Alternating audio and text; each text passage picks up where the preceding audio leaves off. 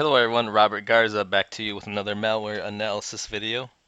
Today we got something quite interesting. We're going to be taking a look at a malware sample that takes advantage of a Microsoft Office vulnerability in the way it handles EPS files in order to silently execute malicious files on your system. So in other words, we have a malicious document that all you have to do is double click to open it, and it'll drop an executable to the disk and silently execute it and call out to a C2 server without ever having to enable any macros, protected view, or any other user interaction. And this all kind of happens under the radar because of a vulnerability that exists in the way that Microsoft Office handles these EPS file types. Now, just to clarify, this vulnerability actually doesn't exist anymore, as you can see right here from this CVE bulletin. It's been patched or fixed since May of last year. I'll also show you the reverse it. This is the actual malware sample we're going to be using today. Um, but as I was saying, the reason why I kind of wanted to go back and revisit this malware sample is that this malware sample does a good job because of the way EPS files, excuse me, because of EPS files, it does a great job at showing you how you have to strip out the actual exploit code and decode it and try to make sense out of all of it using various tools and techniques. So as you can see, I'll give you a little preview here. This was embedded in the Word document. This is the EPS, the malicious EPS file inside the Word document. I just unzipped it. But I'll give you a preview of how it looks before we use various tools and techniques to make sense of out of all this noise here.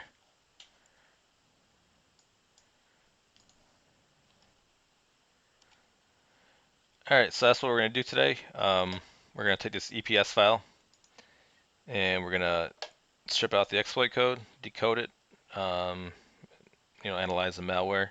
And I think the only tools we're going to use in this demo at least is going to be Process Hacker, Sublime Text, and we're going to need a hex editing tool, HXD. So in this demo or tutorial, we're not going to pull out the key network indicators, which obviously this malware sample does. It calls out to a C2 server. Um, but I've got plenty of other videos where I show you how to pull out network indicators using Wireshark or Microsoft Network Monitor. We use Procman and Process Hacker too. You can pull that out from the network strings, the burp suite, fake DNS, etc.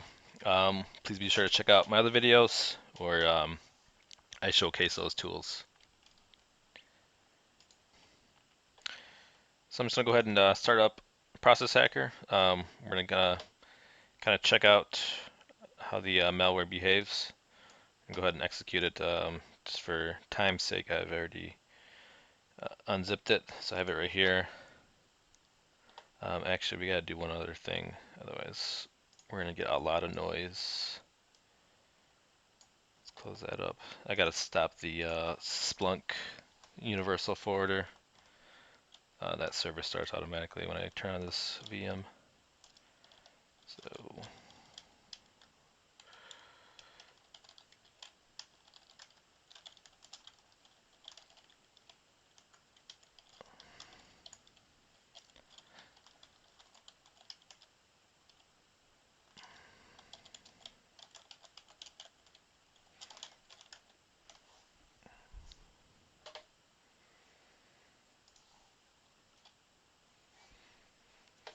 all right, we're good.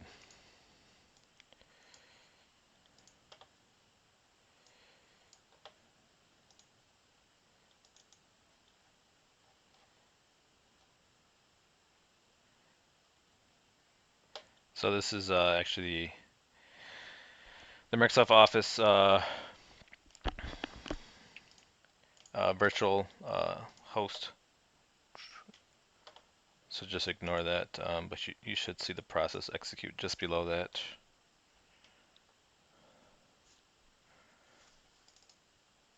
So we double clicked it, opened it. Never mind this. It's just I gotta activate it. So as you can see, I did not have to enable any macros.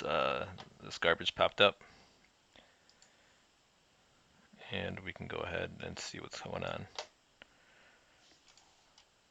So you can see there's an executable that was dropped, and we can go ahead, right click on that, properties, um, and click on the file and see where it's located.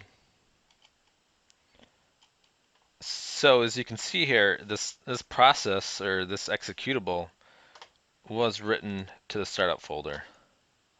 So what that means is that the attackers were able to drop an executable to the victim's disk without having the user enable macros or any other user interaction. Not only that, but they also have persistence now. So that's pretty scary, to say the least. All right, so that's all I wanted to show you with that. Let's go ahead and close this. Now let's go ahead and take a look at that EPS file and dig a little bit deeper into the actual exploit code. So I'm just going to go ahead and revert my machine, and I will pause it and be right back until it's finished. All right, so let's have another look at this malicious EPS file. Try and make some sense out of it.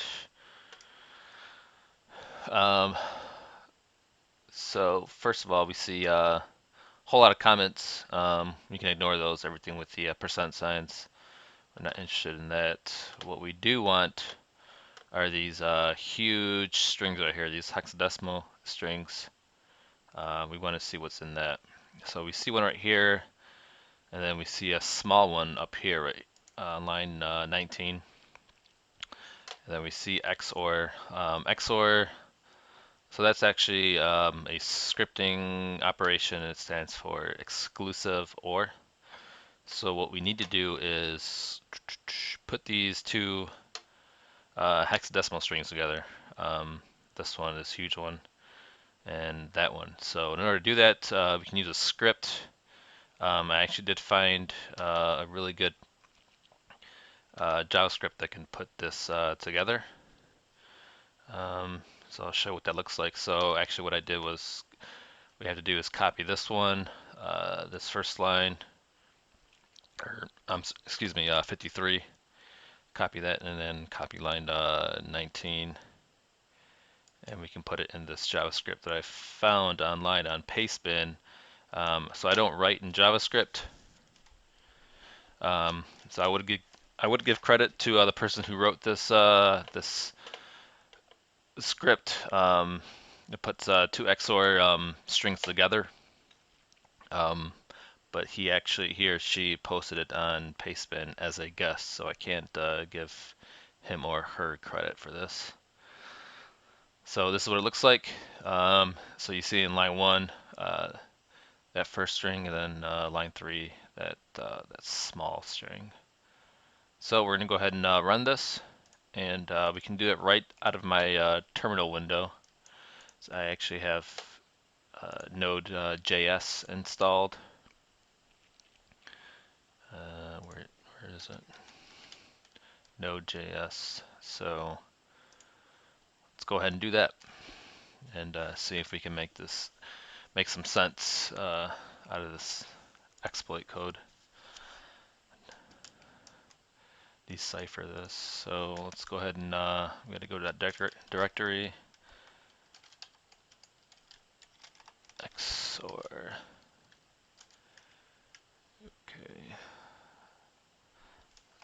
So the syntax for that would be node cipher.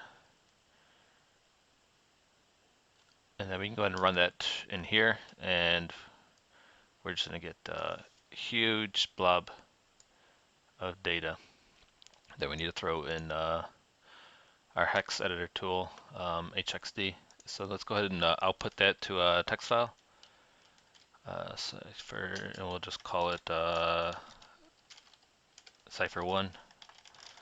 .txt. So there we have it. There's that data again. Huge. So we'll go ahead and dump this, or actually copy.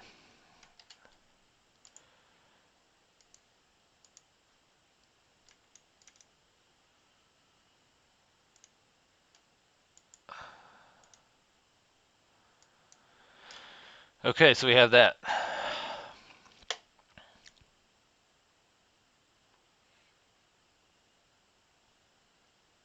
A bunch of hexadecimal. It still doesn't quite make sense. It's starting to come through. So now what we can do, so we can read this, we'll go ahead and save this as cipher2.txt,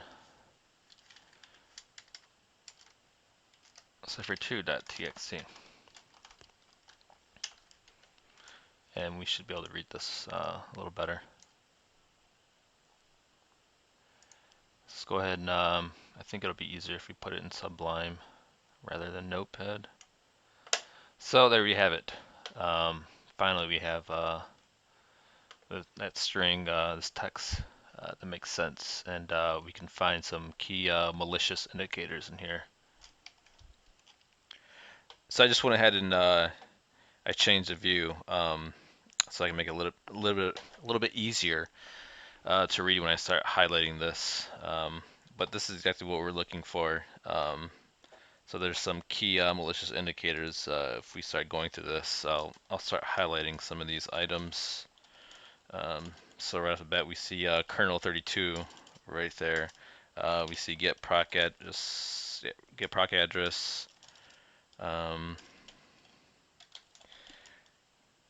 See allocate virtual memory, protect virtual memory.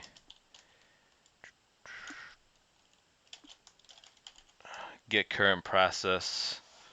Okay, and this is all invaluable information here. All the software here that we're seeing, these are key instructions that are required for the shell code itself to get inside the memory, write to the file system, and start all kinds of other malicious processes. All right, so that's all I wanted to show you today. Was just how to. Let me get rid of this. Just wanted to show you how to decode hidden texts. These ciphers. How to peel this all back and decode it and make sense out of it. So you can find all those malicious indicators.